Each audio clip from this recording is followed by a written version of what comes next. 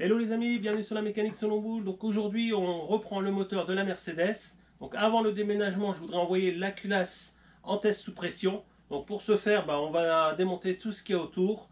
On va la nettoyer, on va démonter les soupapes. Et pour voir si la culasse est encore bonne, on va contrôler les guides de soupapes. Voilà, si ça serait bête d'envoyer la culasse en test sous pression ou en rectification, puis se rendre compte que les guides de soupapes sont HS. Voilà, donc on va voir ensemble comment contrôler ces guides de soupapes avec un comparateur. Donc sans plus attendre, on se met au travail. Allez, c'est parti.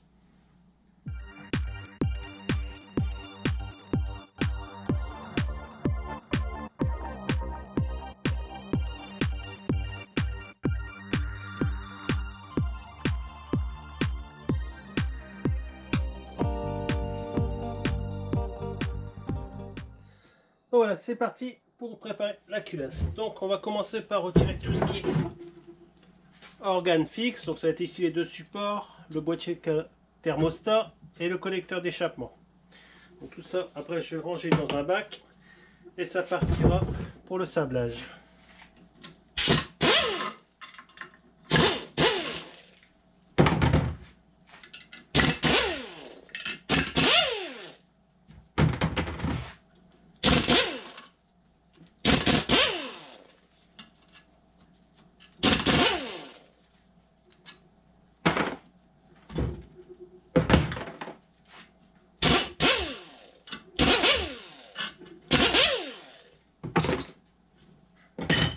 Voilà, on enchaîne tout de suite avec le collecteur.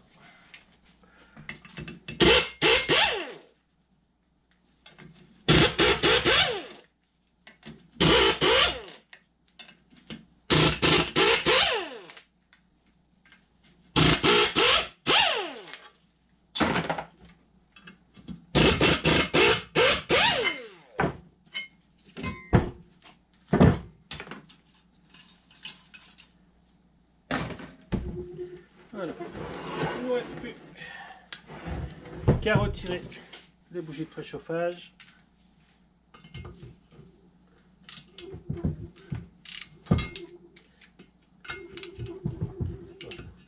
Ce côté-là, ça va pour l'instant. Nickel.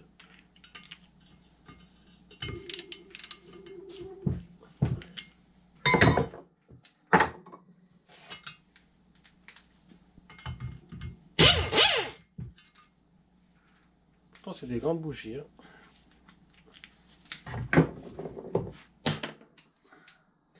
Il a dû être remonté à la graisse.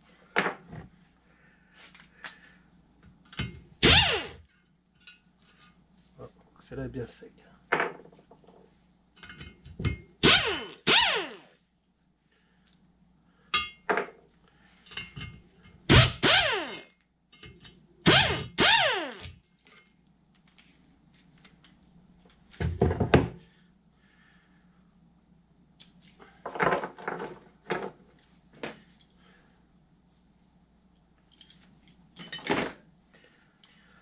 Donc voilà, il ne nous reste plus qu'à la passer au nettoyage. Donc elle va partir dans le bac de lavage. On va nettoyer tout ça, la dégraisser entièrement.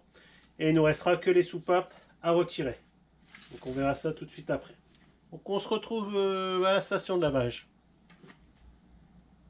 Donc voilà les amis, j'ai mis la culasse dans le bac de nettoyage. Donc je vais me servir de ma fontaine BGS pour m'amener le produit dedans. Comme mon bac est étanche, ça ne posera pas de problème. Et après, il me suffira de passer par le robinet pour récupérer le liquide et le remettre dans mon bac de nettoyage. Donc c'est parti pour un bon nettoyage.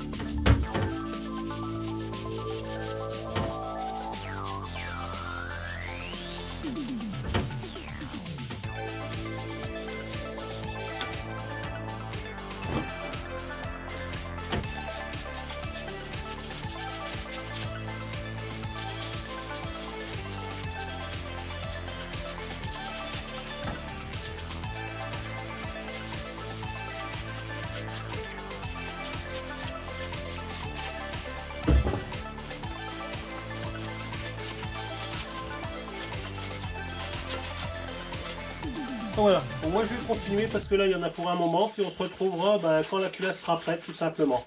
Hein, donc je continue les nettoyages et on se retrouve quand j'aurai terminé. Allez, à tout à l'heure. Donc voilà, la culasse est sortie du bain, donc déjà beaucoup plus propre. Il me reste encore tout ce qui est conduit d'admission à faire, qui est encore assez crade. Pourtant j'y étais avec la brosse, tout ça, mais bon, il va falloir vraiment que je décape ça. Donc je vous retrouve ici avec, vous allez me dire pourquoi la perceuse à colonne. Je vais vous faire voir une méthode pour démonter les soupapes sans taper dessus. Et si vous n'avez pas le compresseur de soupape et que vous avez une perceuse à colonne toute simple, ici c'est vraiment une petite, mais bon, si vous en avez une plus grosse, c'est encore mieux. Donc vous pouvez utiliser une perceuse à colonne pour cette méthode là, ou alors si vous avez un ancien support de perceuse, ça fonctionne aussi. Voilà. Donc pour ce faire, il faudra que vous fabriquiez un petit bout de tube, donc avec une ouverture de moitié, hein, et vous laisserez une petite ici épaisseur pour dire de vraiment avoir un appui sur la soupape. Donc ce tube, il faudra qu'il fasse le diamètre de la pastille qui verrouille notre ressort de soupape, et puis la distance que vous aurez entre votre soupape et votre perceuse à colonne. Voilà. De façon à pouvoir après exercer un appui sur la rondelle et déverrouiller les deux petites clavettes. Voilà. Donc moi, pour être dans l'axe, à l'équerre par rapport à mes soupapes, j'ai remis une cale derrière et j'ai verrouillé ici pour pouvoir déplacer ma culasse sur toute la longueur, sur un contreplaqué ici qui est plus ou moins brillant. Voilà, comme ça n'abîme pas le plan de la culasse et ça va pouvoir me laisser travailler sur toute la longueur. Donc cette méthode-là est efficace pour le démontage, mais aussi pour le remontage. Hein, vu que vous allez avoir un appui d'une main et vous pourrez accéder avec une pince à brunelle pour remettre ou enlever les demi-coquilles. Voilà, donc si vous êtes deux, ça sera encore mieux. Un qui exerce l'appui et l'autre qui manipule. Voilà, donc je vais vous rapprocher et je vais vous faire voir la méthode sur le premier. Donc voilà, c'est parti. Donc pour la mise en place, rien de compliqué. On va se préparer un petit aimant pour le retirer. Donc j'abaisse le mandrin, je centre, j'appuie et je récupère les demi-lignes. Si ça vient pas, je fais tourner.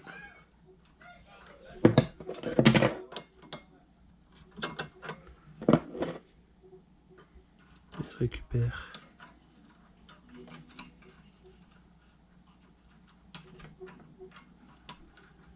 Avec la pince. Et voilà, je relâche.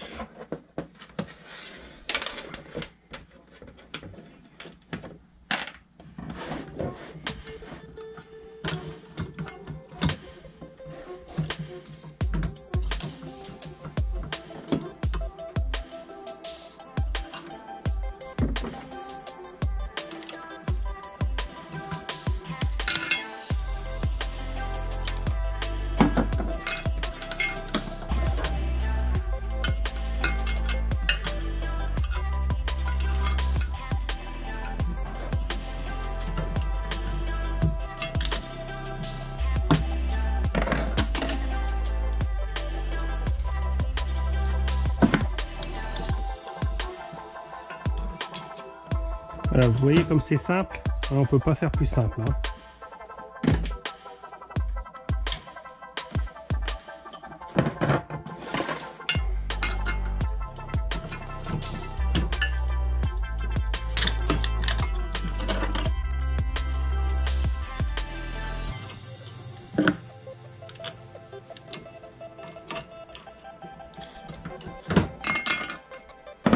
Voilà.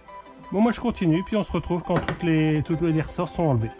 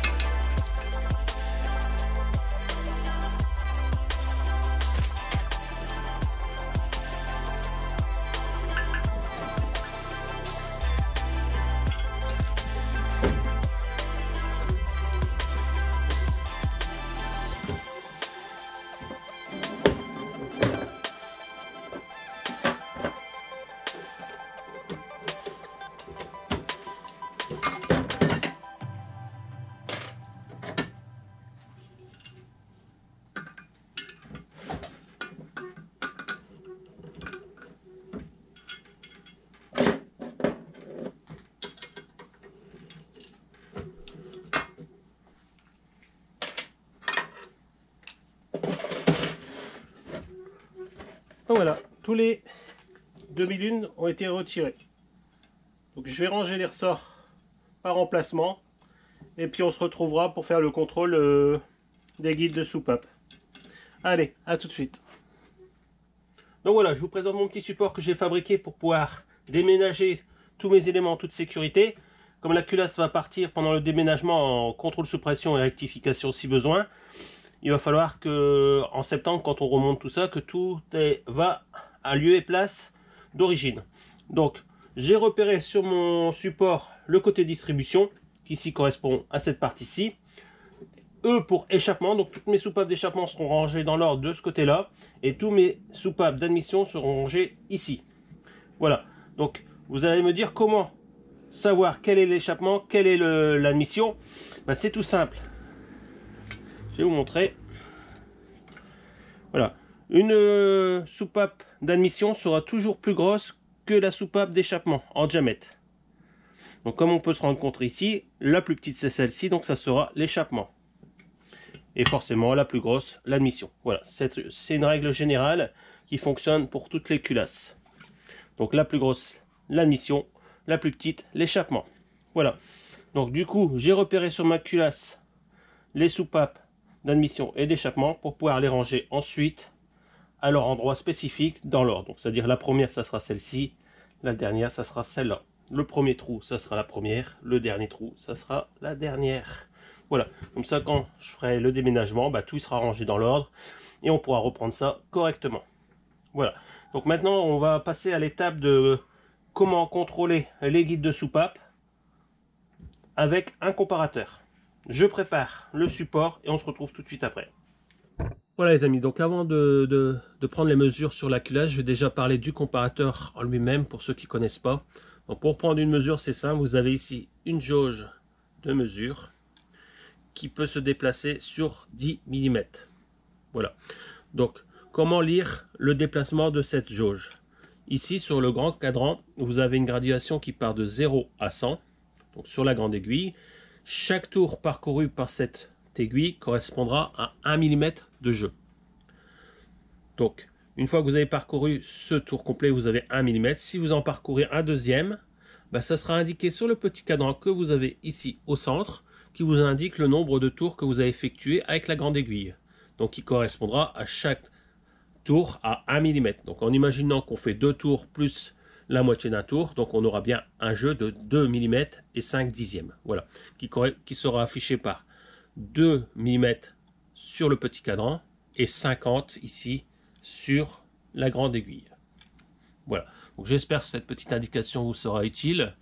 Donc je pense que sur internet vous avez des vidéos qui expliquent mieux que moi le fonctionnement d'un comparateur, mais ici vous avez quand même les bases pour pouvoir comprendre la vidéo sur comment relever le jeu au guide de soupape. Allez, je mets le comparateur en position et on se retrouve pour la première démonstration.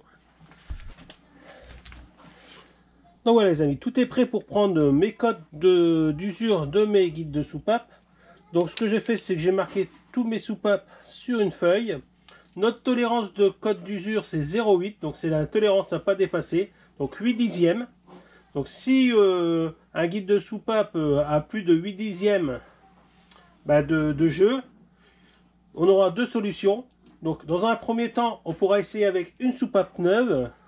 Donc si avec la soupape neuve, on arrive à la tolérance de 0,8, c'est bon. Par contre, si là avec une soupape neuve, on est toujours au-dessus des 0,8, il faudra faire le remplacement du guide de soupape. Voilà, tout simplement. Donc ça nous laisse quand même, avec une soupape neuve, la possibilité de redescendre en dessous des 0,8. Mais bon, ici, je pense qu'avec le peu de kilométrage de la culasse, on sera souvent en dessous de 0,8. Mais bon, je vais faire le test quand même avec vous.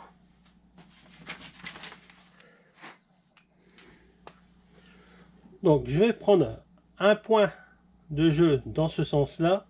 Et après, je bougerai mon comparateur et je le prendrai dans ce sens-là.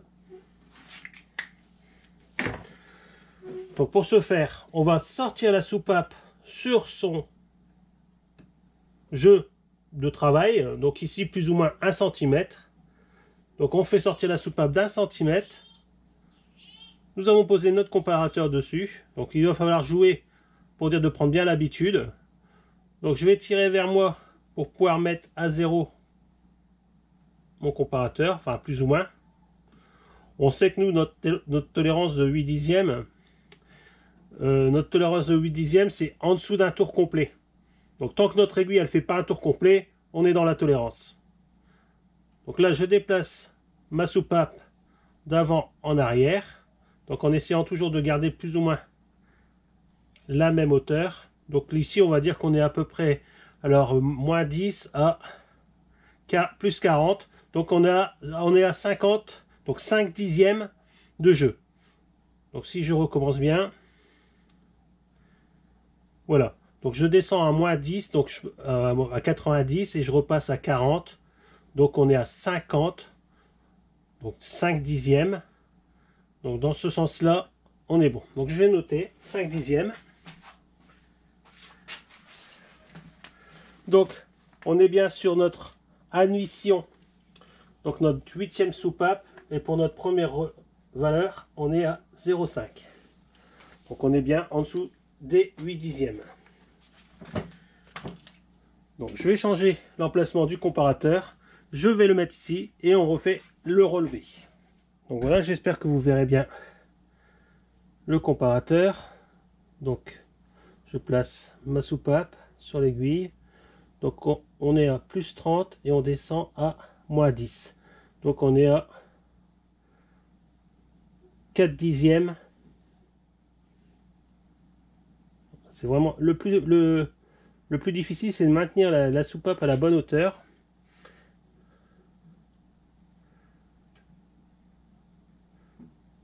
Donc là, on va dire que je peux arriver à 0 et je reviens en arrière. On est à 60. Donc on a bien nos 4 dixièmes de jeu dans ce sens-là aussi. Donc je relève 4 dixièmes. Donc on est toujours à plus ou moins 1 dixième. Donc on est dans la tolérance de 0,8. Donc voilà, on va prendre notre jeu au niveau de la soupape d'échappement. Donc ici, on arrive à plus 80, on descend à plus 40, donc on a toujours 4 dixièmes de jeu. Donc 40, si je pousse soir sur la soupape, j'arrive presque à 90, donc 5 dixièmes on va dire. Alors c'est suivant comment on positionne notre comparateur, mais bon, voilà, 5 dixièmes. Donc je pense que la tolérance d'origine, je pense qu'on doit être à 4 dixièmes de jeu. Et quand on a un peu d'usure, bah là on peut monter par exemple ici jusqu'à 5 dixièmes. Voilà, donc je vais relever ma cote. Alors, soupape d'échappement numéro 8. On va dire, on va marquer 5 dixièmes. Voilà, plus ou moins.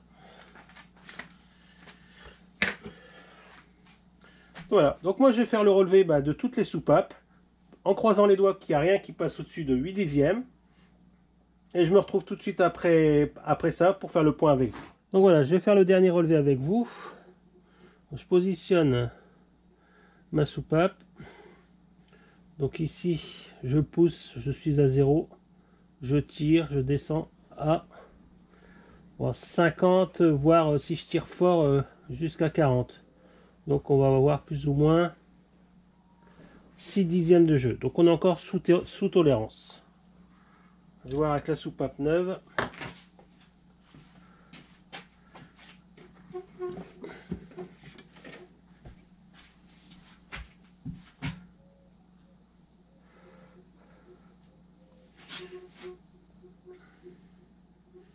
Voilà. Donc je suis en appui, je suis à 90. Je tire dessus. Passe à 20. Ouais, donc je garde bien mes 6 dixièmes de jeu. Donc on est encore en dessous de nos 8 dixièmes, mais là un peu plus de jeu sur cette soupape là. On est à 6 dixièmes de jeu. Voilà, malgré une soupape neuve. Donc on est encore bon, on a encore 2 dixièmes. C'est celle-là qui a le plus de jeu, sinon je tournais entre 4 et 5 dixièmes. Pour la dernière, on est à 6 dixièmes. Voilà. Donc j'espère que cette méthode de contrôle de vos guides de soupape vous a plu. À savoir que sinon il existe des piges qu'on vient mettre dans le guide de soupape qui vient calibrer le diamètre du guide, mais ça vaut une petite fortune vu que c'est de l'outillage spécifique. Et donc le seul autre façon de contrôler vos guides, bon bah c'est comme ça. Après bon bah il y a les mécaniciens qui vont le faire comme ça au toucher, bon bah ils vont savoir que si le guide est mort ou pas. Mais là avec un comparateur on peut savoir exactement dans quelle tolérance on est et savoir si on est encore bon ou pas. Voilà. Donc à partir de maintenant, je vais pouvoir ranger toutes mes soupapes. Donc ici, échappement.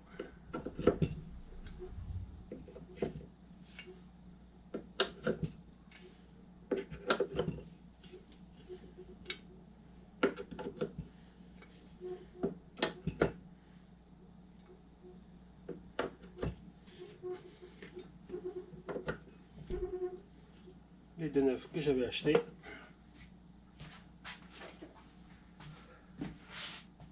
Voilà. Donc comme vous pouvez le constater, c'est encore bien crâne côté admission. Donc je sais pas si je vais vous faire voir. Voilà. Voilà, c'est vraiment encore bien crade côté admission. Pourtant, ça a trempé dans le bain. Donc il va vraiment falloir que je décrasse ça avant d'amener la culasse. Alors je sais pas, j'ai envie de vous faire voir quand même l'encrassement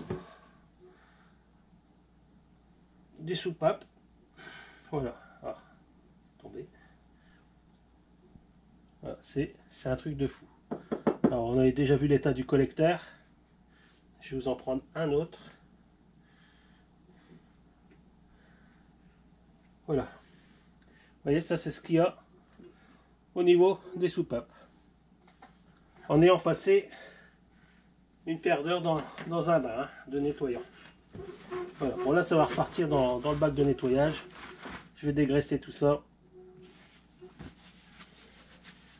Et après ça pourra partir en test sous pression. Donc voilà les amis, cette vidéo se termine. Donc nous avons vu ensemble comment contrôler les guides de soupape avec un comparateur. Bon, c'est une méthode assez longue, c'est vrai, mais au moins vous êtes sûr avant d'envoyer votre culasse en rectification ou même en test sous pression, comme moi c'est le cas, de savoir que vous avez une culasse en bon état.